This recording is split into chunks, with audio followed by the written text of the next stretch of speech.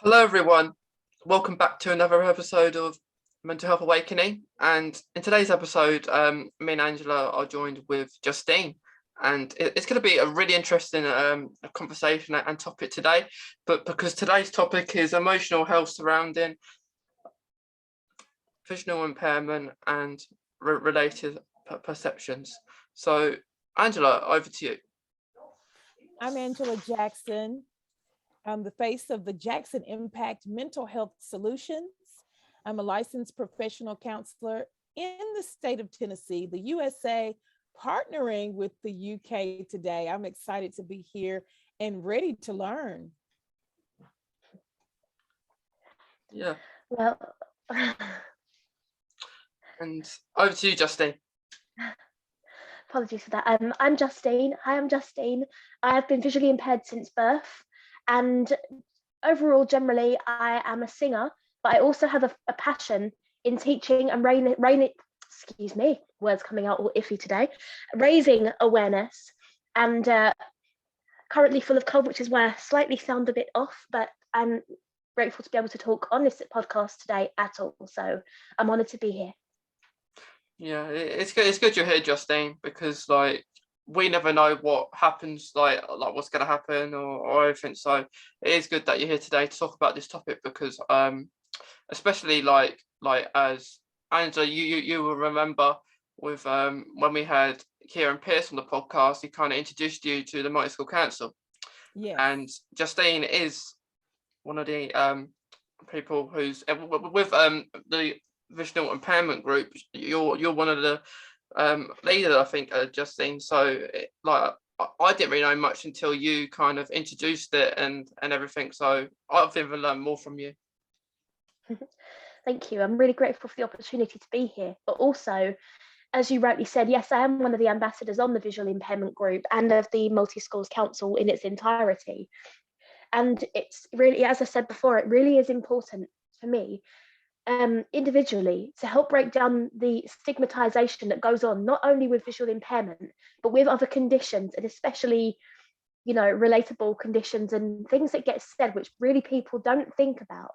But if we can raise awareness so that perhaps because we should always challenge, but without ever feeling that we're ever causing offense or just saying things that people really don't have a clue about and how they can sometimes sound.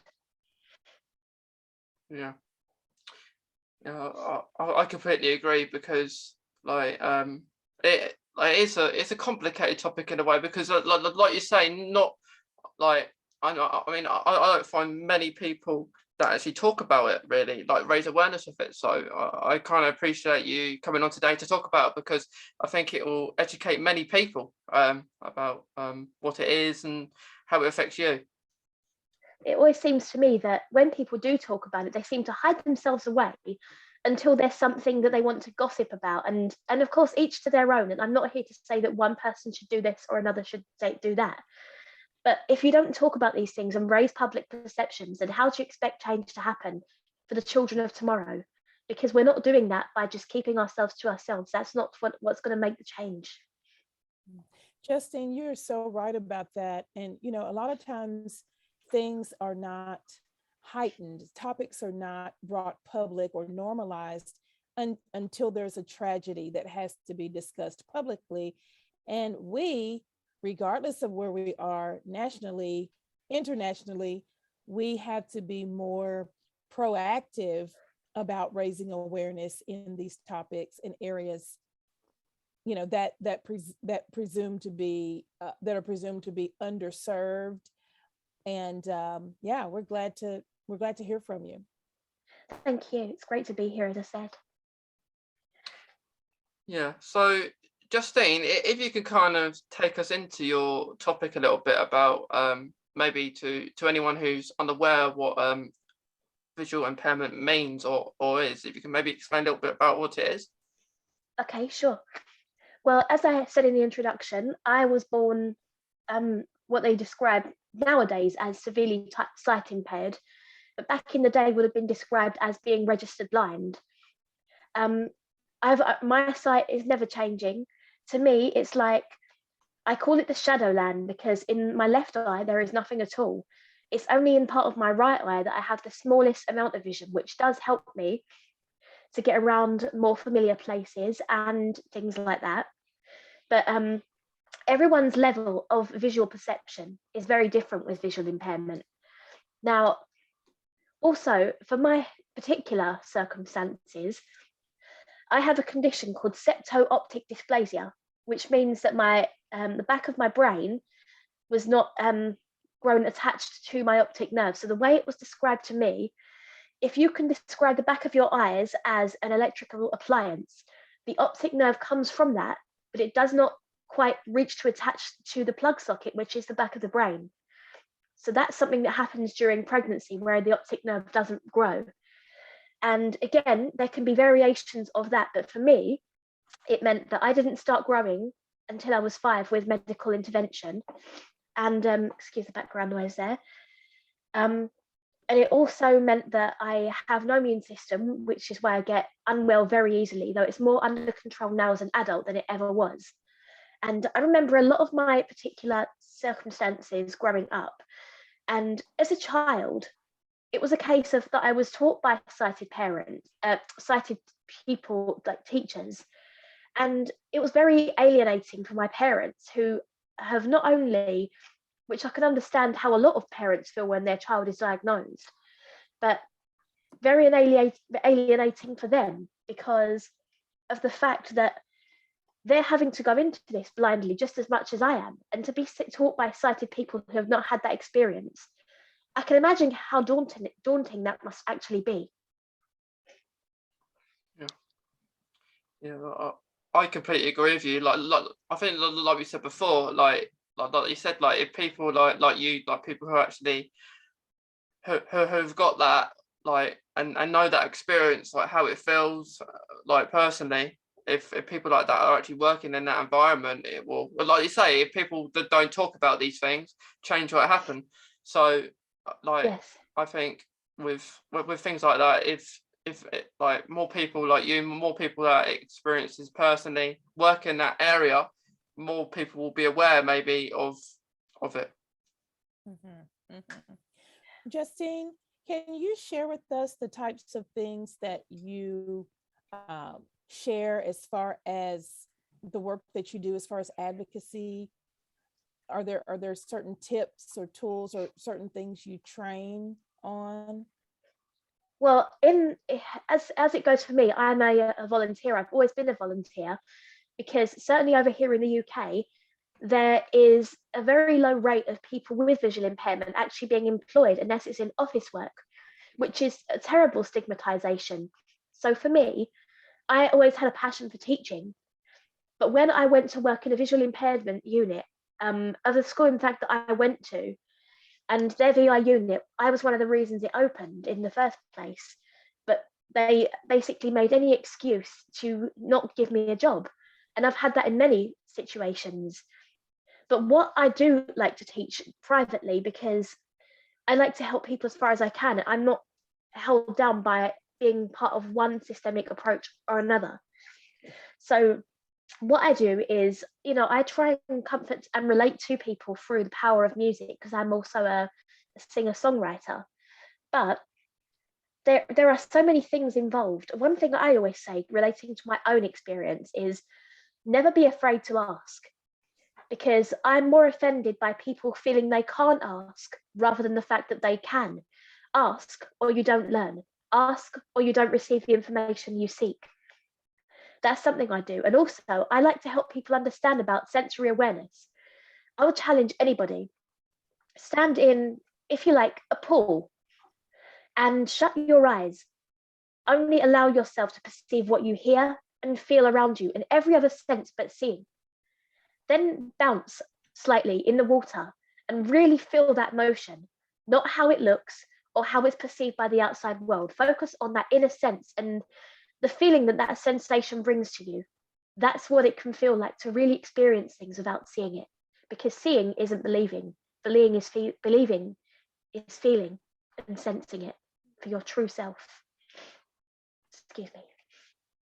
You've made some really great points, and I'm definitely intrigued by what you just said as far as feeling overall.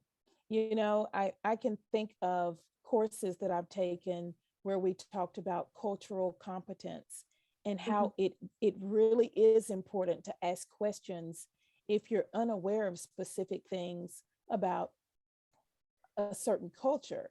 And Yes. that's also important as it relates to different populations of people. I deal with chronic illness, and I can relate to people being nervous or even um, ashamed, or sometimes saying things that are offensive because they have a lack of knowledge. And if they would only just ask questions, that opens the door for more education. So I really like that you pointed out the need to ask questions. That's a great way to connect if there's a population or a situation that you're unfamiliar with. Well, it's the sad truth, isn't it? Because you get in any disability or walk of life, you always get people who are crammed into one labeled box. Just as in the supermarket, you will get chocolate in one section, bread in one section, milk in another. The same thing seems to happen with types of people. Like, you know, in some movies, you'll get people who are only classed to one group or table. But life isn't really like that. We only perceive life is like that because that's what we allow ourselves to think. And what's been heartbreaking for me over the years, when I used to volunteer in a preschool, I used to walk home. And afterwards, I remember one particular day, a mother yanking her child out the way. And I was walking home with my cane at the time. And the mother was saying, "Move out of her way, she'll hit you with that stick." And it was a child I only spoke to earlier on that day who had asked me why my eyes move. And I'd explained to her about, because that's another part of my condition. And it doesn't happen so much now, but I also have what's called a nystagmus, which means that the eyes move around with no control whatsoever because of the nerves behind them are just basically not there. So I'd been, you know, really teaching that particular child about it that day. And when you hear a mother say that, after all the work you've done to teach them differently, it's terrible because the reason we know what we know is because we're so conditioned to believing this is this, that is that. Um, Sweets is sweets, but we never actually really think about the depth behind it. Yeah, that is it really like affects your day, that like a situation like that, because like you say, as much as you're helping them try to understand, and then you feel like you don't know, like, Society comes along and basically runs it down with a bus as effectively as it is, you know. yeah. Yes, yes. Yeah. And you know, it reflects back to what you just said about being ashamed there as well. I realized that certainly in my younger years, I mean, we all go through issues as it may be in our teens and our young adulthoods. But something that I've realized over the last few years is that my feeling ashamed was not because of perceptions I had about myself. It was because of how the system and society itself tries to make people be, quote unquote, normal. But we don't ever look for our own version of normal. We're made to feel ashamed because of what people perceive of us and expectations. Just as a parent has an expectation of a 5-year-old without really realizing that that's harming sometimes rather than really helping them to grow. I hope that makes sense. It does. It does. You know, labels can be very hurtful. Mm-hmm. The stigma that comes along with different conditions and mental health overall, they can be very hurtful as well. And as a parent, I can I can see the point that you're trying to that you have made, not that you're trying to make, that you did make, is that sometimes children are not viewed as people. They're not And viewed as equals just as much as anyone isn't. right, right. And so a lot of times as parents, we condition the children and we model certain things so that they develop not in their purpose, or not with the qualities and the habits and the talents that they have. We're trying to rear them a certain direction that might be different than their personal interest, even as a child, even as a 5-year-old. So I'll give an example, like, someone may want their child to play baseball when really their interest is visual arts or painting or some kind of difference like that. So it's important that we take the time to learn, pay attention, be observant, get involved with the things that our children are interested in so that we can nurture what is already in them. So you definitely have made some great points. I want to ask a question. Do you work with other individuals who are visually impaired? I know you mentioned there's very few as far as the population in the UK, but are you able to volunteer with other individuals who are visually impaired? There was one that I did try to help out with once, a young child, but there was a conflict of interest between the parents wanting this child to be a certain way, and you can't teach somebody who won't teach themselves. You can only do so much for them, but when they're refusing to do things for someone else's best interest, I can't help people like that. But yes, I could volunteer with people, and I do hope with all my heart that one day there may be a child or even a young person that will come along that will be able to help make that difference too, because that's a large part of my purpose. I've known that for a very, very long time. Yeah, I think it's good that the way you talk about it, Justine, because because you never know, like, if you do things like speaking out, like events, like telling your story to other people, you never know that there might be just some person reach out to saying that they are similar, they have that too, because in a way, like, we never wish we have these conditions. We don't, it's not planned, is it? It just happens. And exactly, like, of course we would rather not have it, but and then you feel like, what would I be without this condition? And then you kind of, in a way, embrace it, although it's not all going to be nice. Every day is not going to be good, but we may have our better days and our not so good days sometimes. That's it. That's exactly it. And it's an argument I present all the time when people say things like, why can't you be normal? I say, well, we didn't ask to be born this way. Did you ask to be born the way you are? Did you ask to be born narrow-minded? No, but you've grown with it and you've become conditioned to it. We may have these conditions, but what can we do right now to make the most of them and to do something with them, to bring out our abilities rather than our disabilities, because those don't exist. Yeah, I agree, and I don't like those words like what you say. Like, I like saying an ability, because like you say, it's an ability, not a dis. It kind of that dis is what you are. If you're saying that to someone, like, even like, it's annoying. It is very annoying. Like, for example, like, if you have a disabled badge, and there's a stigma around having a disabled badge if you're not in a wheelchair, which, like, it's always about appearance. It's always about appearance, isn't it? Like, how you look. Putting on the show to the outside world. Exactly. Yeah. There's a stigmatized, especially the types of school that I went to, because I went to a mainstream school, but then I also went to a special school.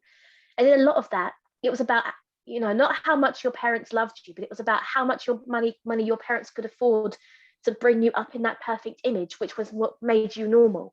So a lot of the people that I would have known back then would laugh at the fact now that, and it's what it is right now.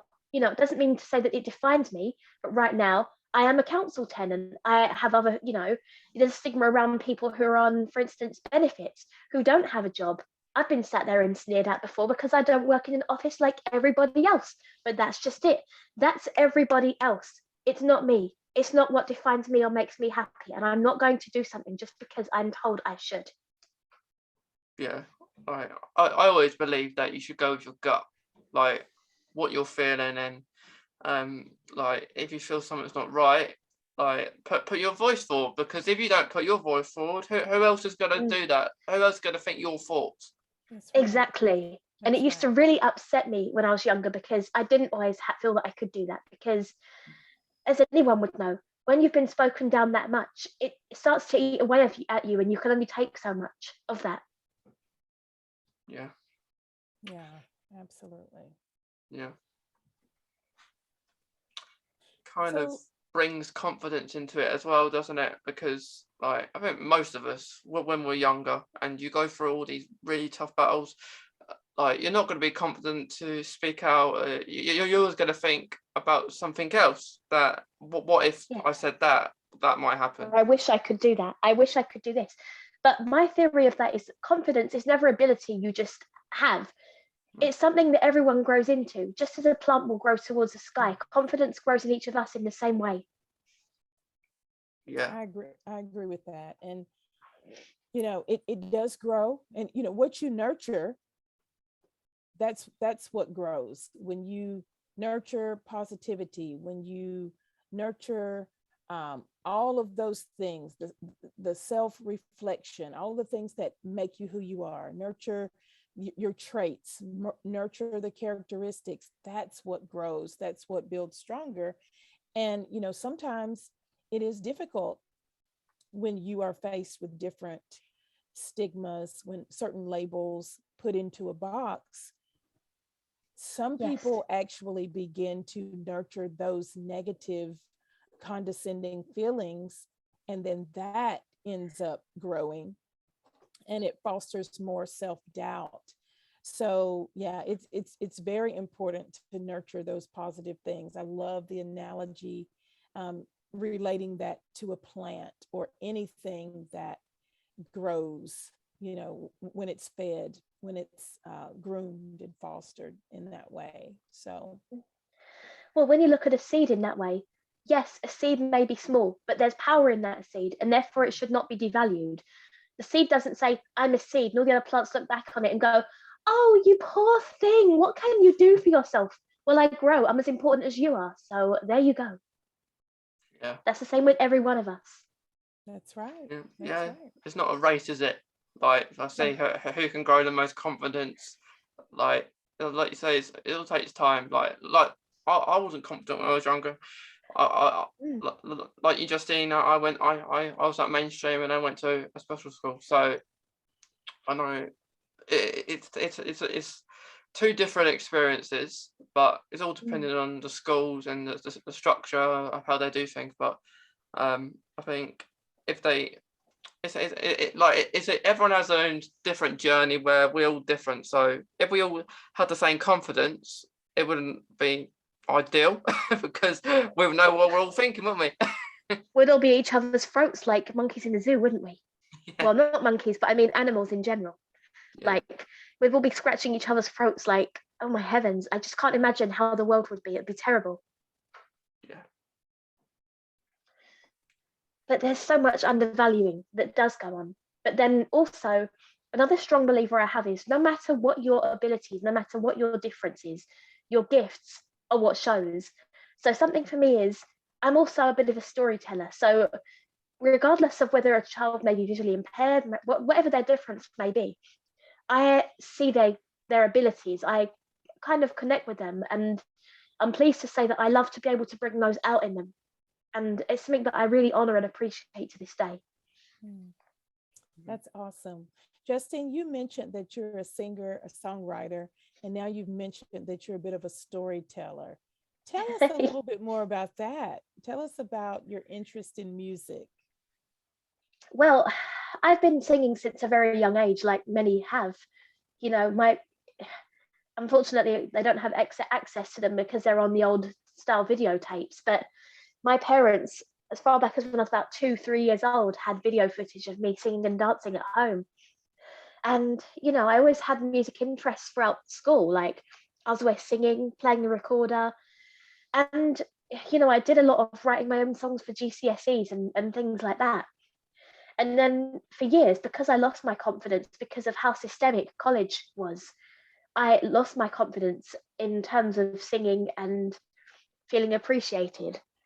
But then I reconnected with singing, and I've realized that it's not all about the commercial side of things, because you may well feel that you fail at the commercial things, but failing presents you with a new opportunity to discover a new path. So to me, I understand when I was a child, and I always had favorite singers who meant the world to me. I'm not going to disclose names because I would get very, very embarrassed.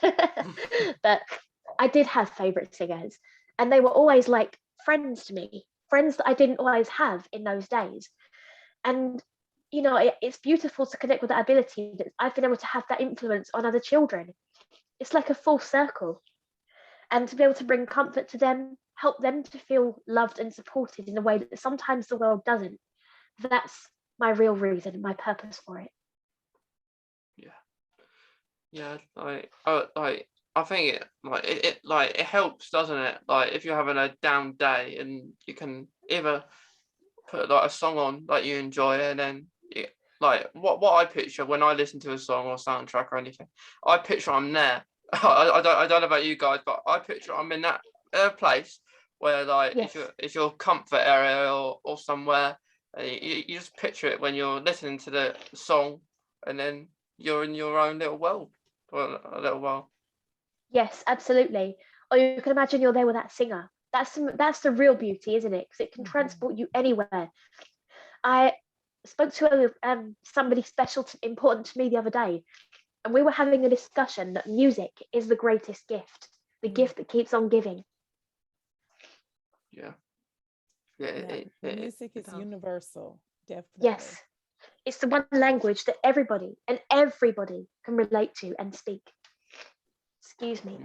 Yeah, like music is just like I have loads of like I suppose I don't have well, everyone has favorite songs and stuff, but Yes, you can, but it's hard to choose a favorite song because there's so many good ones out there. it is. It's so true, especially more as time and music has developed. It does seem to be the case, doesn't it? Yeah. Always new songs all the time. And then the old ones are sometimes just as new as any new song that comes out. You can discover a song, as I have recently, from 10 years ago, and actually it has so much more meaning to you now than what it did back in the time it came out. Yeah, because like you said, you're like with songwriting, Justine. Like Yes. how does that impact your mental health? Would you say? Because I suppose it's a lot of pressure to think of the words, maybe, or like to put it all together. Like how does that affect you mentally?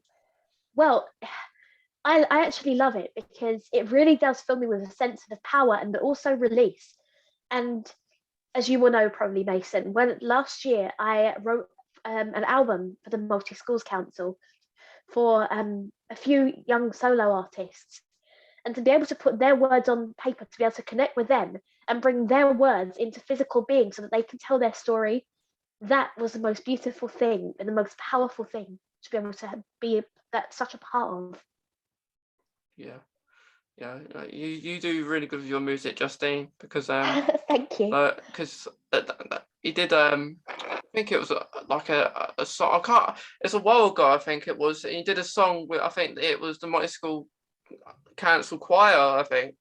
And Oh, all stand strong. oh yeah, that's it. All Stand Strong. That's it. And I remember going to. I think it was Autism's Got Talent. I think you'll perform there Oh once. yes, I remember that. That was before the first lockdown. Yeah. That was pretty good. That was like the good thing about Autism Got Talent. There's no sort of competition. No. It's just all doing what you can. I think more competitions should be like that. Like it shouldn't be a winner as such. Although it's nice to win, but Of course, but it should be a showcase of equal talent. Yeah. Because otherwise, when we start thinking competition, this is something that I certainly felt when I was in doing competitions. It makes you feel that if you're not the winner, you're not good enough. It sets the standard that other people are always going to be better than you. All it means is they do different to you. And when you're a young person growing up with that mindset, it can be very damaging to one's own emotional health. Yeah. Yeah, it does. And like through the years, you watch all these shows like X Factor and stuff like that, and then Yes. you see like the judges, how they speak to the contestants, even though they might be not like they're like maybe not one of the best talents, but that can really affect them and their mental health. Like, Yes, exactly. You don't know what that could effect they could have on. Like they slate some shows, but what about these competitions? Some of them still exist today. yeah, That's the real damager, if in my opinion, anyway. yeah, Mhm. it's very hard, isn't it? Like because a contestant might think they're really good and enjoying themselves, and one little comment, even one word can bring them down, and but I think in the way how they talk to them, even today, some shows do need to improve and or just be axed. I think. Yes. Xed from the Yeah. so I completely Justine, agree. it, Yes. it sounds like you do some amazing things with the multi-school council. And, we were having a little bit of a conversation before the podcast, and I Yes. was sharing with you that as a mental health counselor, I've worked with only two visually impaired clients within my career. One was a child, one was an adult, and one of the main interventions was always music. Um, Yes. the adult, he actually played an instrument. He was a singer, he did some recording in his own space. He created that little stage for himself.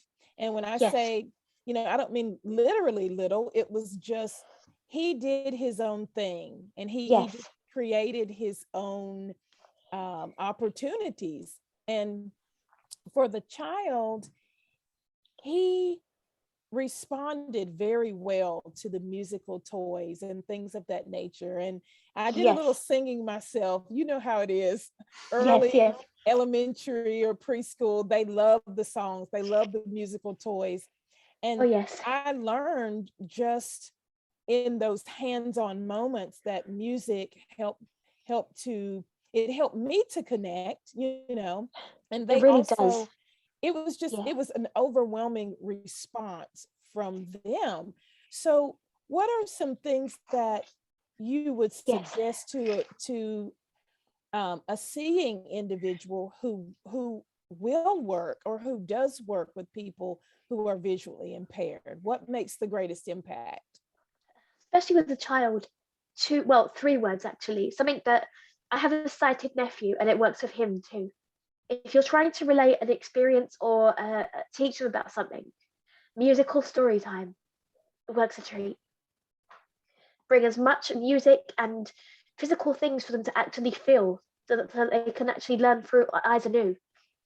Give them that experience. It will teach them everything. Yeah, I completely agree. And music is filled with life, I think, with everything now.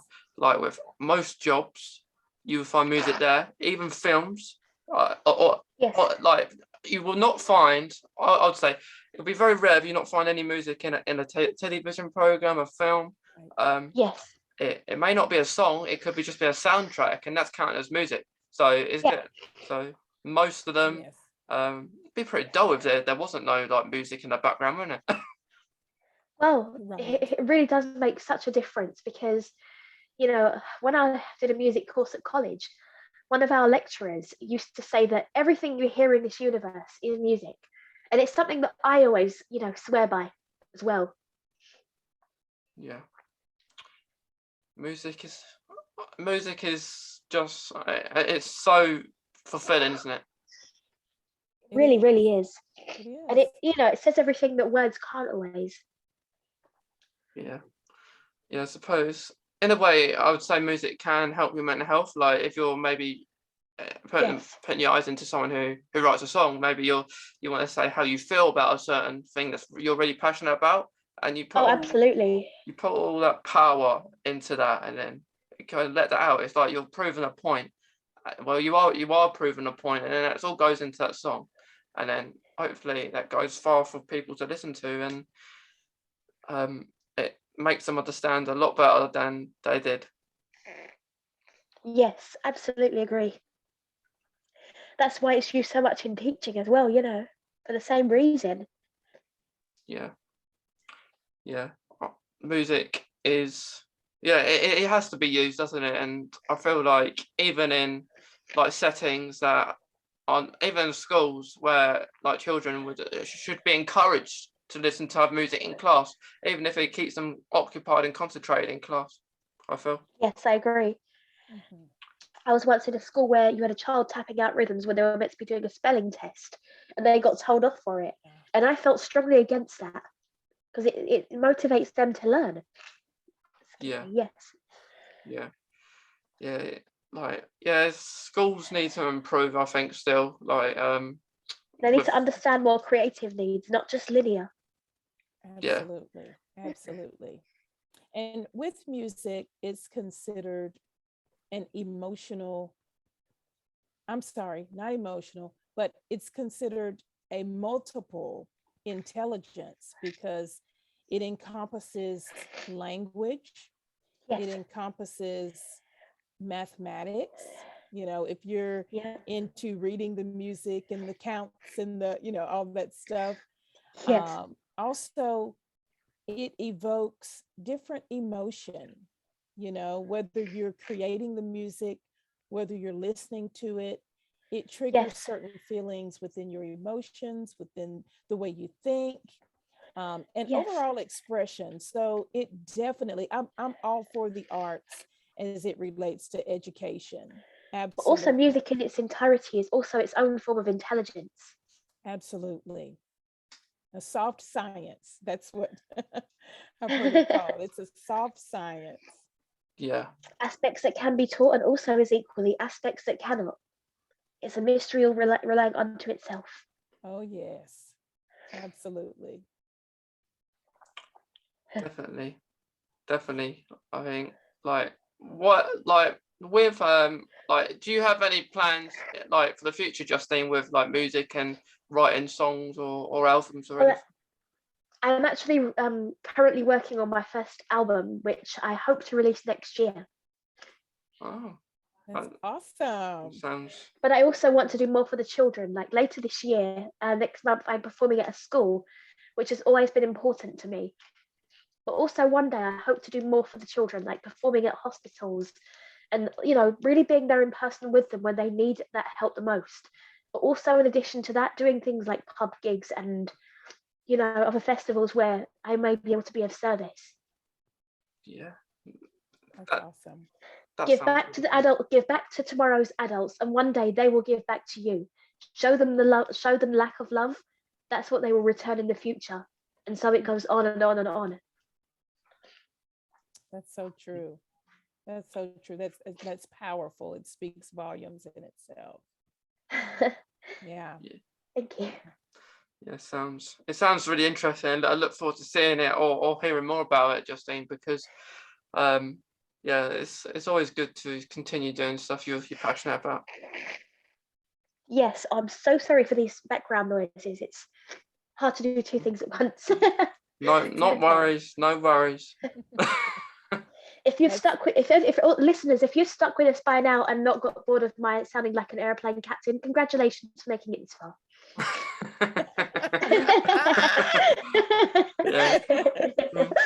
Justine, you are okay. When we first started this series, I was just getting over COVID. So oh heavens.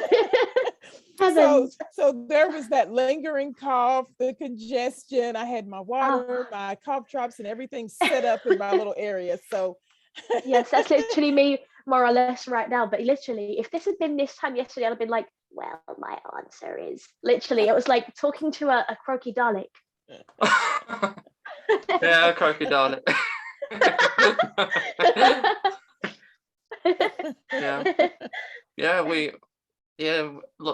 Like with that, I feel like normally when I actually write episodes on a podcast, I will listen to Doctor Who theme tunes because when I listen to Doctor Who theme tunes, I'm in an element like I picture myself, look, that's my element where I picture that I'm somewhere else, and I will listen to the same ones. No, I understand that. I can relate. It's, not perhaps in Doctor Who terms, but Yeah. anything that puts you into that element, that headspace that you can just go and connect with, it can take you anywhere in the world that connects you to what you're doing. Yeah. I understand and relate to that perfectly. Yeah, could be any song. It could be a new song. Like I not long ago, I listened to a song called Heroes, and like Yes. it had a really good tune, and I just kept listening to it, and like it relates quite well in the world, and yeah, like it's always nice when you hear a new song, and then oh look, I'm going to change song. I'm going to listen to this one now. Yes. Yes, I think we all have a theme song. Yeah. I call it the hype song. I have too many to choose from. Yeah. It gets you ready. Depends on your mood. You might have a typical dancey song to get ready to. If I'm doing something project based, I always have something more esoteric on repeat. Yes, that's me. Gotta have it on repeat. Yeah. Yeah. You always have music that relates you to certain things. Like there are certain movies, like for me, from my childhood, if I'm unwell, there are always certain movies that I will go back to because they're such a comfort.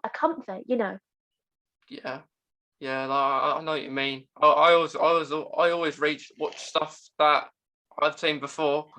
Like it's good, isn't it? Like it's like a memory thing. Like, and if something's really good, like if for example, you could watch maybe a film that you can't remember you watched years ago. And then especially as an adult, don't you always find that you'll be laughing at something and you'll think, how funny, I never realized what that word meant as a child, and now it's just 100 times funnier because you know the true meaning of what it actually is saying. Or it will come out a little bit crude and you think, oh my, that was what I see as a 6-year-old.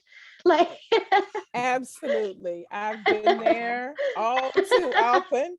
And something else that is hilarious is that songs that I would sing as a kid, yes, now as an adult, I'm still singing the words wrong.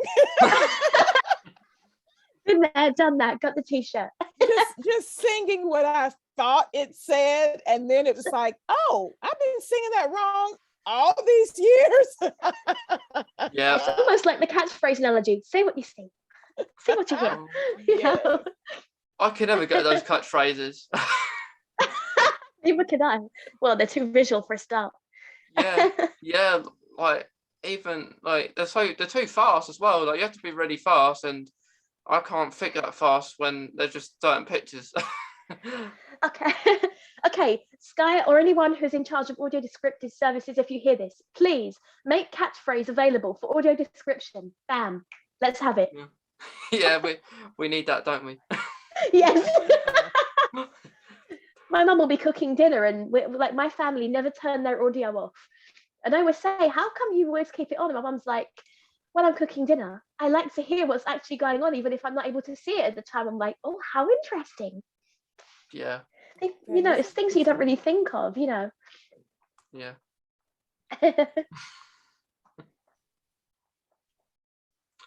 Great conversation. Thank you. So, Justine, for anyone who's listening, like if they want to maybe contact you, like how would they find you? Well, I'm on social media. I'm on Facebook, my personal page. Actually, no, I'll give you my artist page because I have a lot of spam that comes through my personal page. But if you look up on Facebook at Justine LH 89, there hasn't been posts for a few months because I've had a lot going on this year. But I'm going to be starting posting again in the next couple of weeks. On Twitter as well, and on Instagram as well, actually. Facebook, Twitter, Instagram, at Justine LH 89. Alternatively, if you want to contact me more directly, my email address is Justine Harrington with 2 R's at hotmail.co.uk. Okay. So anyone who's listening, watching, you know where to go and find Justine. And please don't hesitate to get in touch. Yeah, well, I'm sure people will. And lastly, guys, is there any last thoughts that you want to finish up with, like any last words? None that I can think of. What about you, Angela? I just want to say thank you to Justine. This has definitely been a mental health awakening, right? You came and you really served the theme well. I'm really appreciative of everything that you have had to offer. And just, you're a great example. You're a great person to volunteer, to be an advocate, because a lot of what we share comes out of our own personal experiences. And I just want to say thank you for being so willing to share and being so patient and actually identifying what the need is as far as making visual impairment more visible. I'm glad to have been able to do that, because there's so much in this world that is invisible to each and every one of us. And as I said before, just because you don't see it doesn't mean that it's not real to you. Like, otherwise, for instance, people like me, how am I supposed to know a table's there? You've told me it's there, but how do I know it's there just because I can't see it? It's not believing, it's not seeing that makes things visible to you. It's what you know, and what you know to your own true self. And also, I will advise anybody, professionals, parents, and people, young adults, don't just go by what other people are telling you is that. No, go by your own instincts, and don't be fooled or feel that you have to do things a way that other people do. That's their way. But what's yours? Think about that. Yeah, I think that's some really good thoughts, Justine, because like it kind of links in with like your gut instinct again. Like go with your thought, like try and educate yourself about these things, not always trusting everyone else, because trust is a big word. Like unless you know them pretty well, or like even if you do know them well, it's just gaining that trust, isn't it? And just trying to understand a condition yourself to help Yes. other people. Absolutely. And also, I kind of want to share you a bit of my personal story before we end. Yeah. I am someone who's gone through the system in a sense of trying to do all the conventional things you grew up doing, get a job, this, that, and the other. But it's also very easy when things don't work out to feel disheartened. And that's now, but I'm actually very thankful for the things that didn't work out, because it's led for me to now what the things that are working out.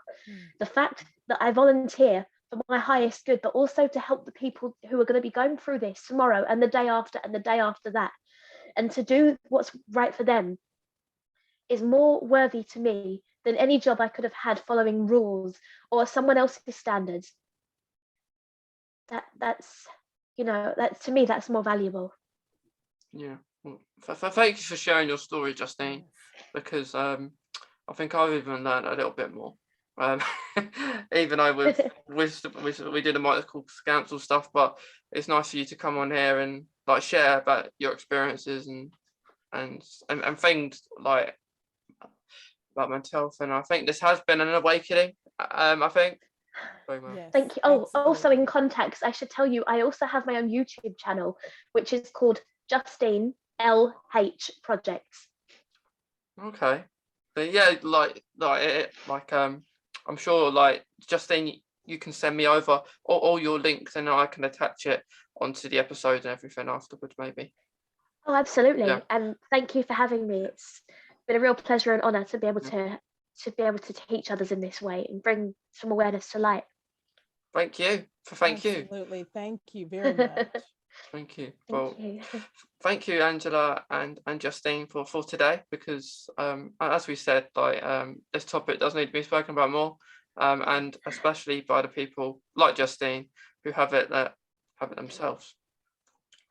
So thank you, everyone, and to everyone listening and watching, we hope you've enjoyed it as much as all of us, and we'll see you next time in another episode of Mental Health Awakening. Thank you. Thank you.